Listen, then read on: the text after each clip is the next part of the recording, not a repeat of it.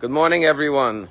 This week's Torah portion is about the 12 spies who go on a fact-finding mission for Moses to be able to know the most successful way to conquer the land of Israel. And Moses blesses one of the 12 spies, Joshua. He says, your name shall no longer be Hosea, but we're going to add the letter Yud to your name. And with the Yud before Hosea, your name will become Yehoshua, which is Joshua. Why Yehoshua? Because when you put a Yud before the letter Hey, it spells the name of God, Yud and Hey. May God save you from the negative advice of the spies. But the Talmud tells us that what actually happened here was that there was a letter transplant.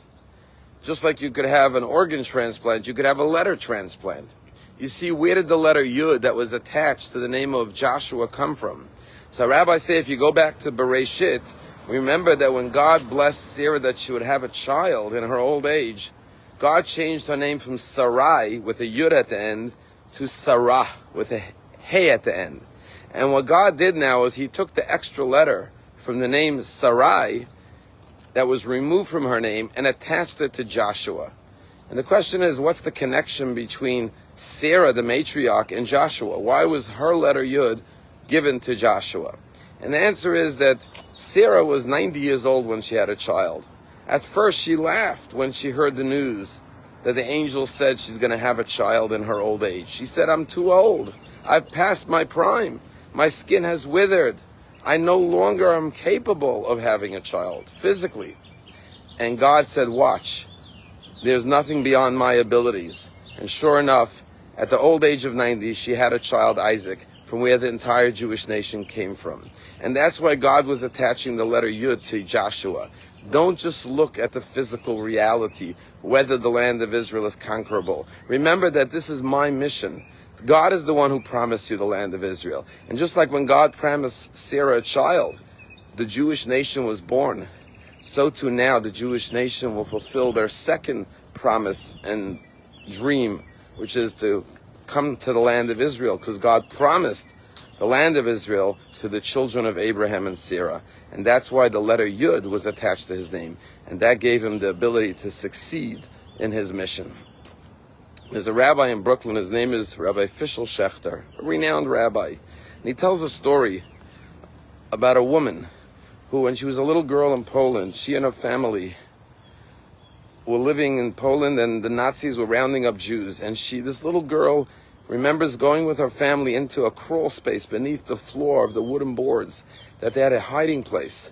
And she was the youngest and the smallest, so she came in last, and her job was to close the door by pulling the rug over the door and closing the latch. The Nazis tragically found the family, discovered them, took them to the concentration camps. None of the members of her family survived except this little girl. She managed to make her way to America, find a husband and get married. For 12 years, she couldn't have children. She went from doctor to doctor trying, but to no avail. And finally, she went to a specialist in Manhattan, top-notch IVF doctor. And the doctor said, ma'am, I feel bad for you. You're trying already 12 years, and it's all for fertility. You're physically incapable of having a child.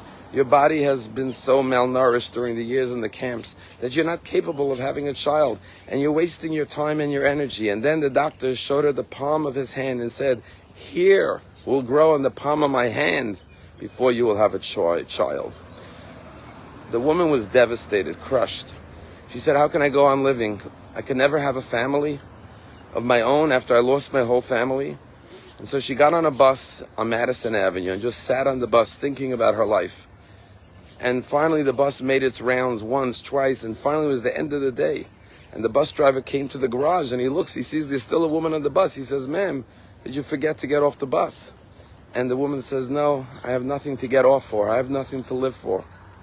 And the bus driver said, look, ma'am, I don't know what your issues are, but sitting on this bus is not going to help it.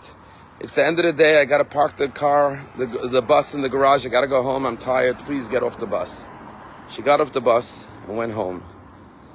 And 1 year later, she had a baby boy. And that boy went on to have 14 children of his own and over 100 grandchildren, making her a great-grandmother with over 100 descendants by the time she died. And Rabbi Fishel Schechter says, I heard the story firsthand because that woman was my mother. And that's the story of the birth of Isaac to Sarah in her old age. That's the story of the Jewish people conquering the land of Israel against all odds. That's the story of the Jew who defies all the odds, lives with hope, lives with faith, and knows, like Joshua, that salvation and help comes from Hashem. And ultimately, with Hashem's help, we will always prevail. Have a wonderful day.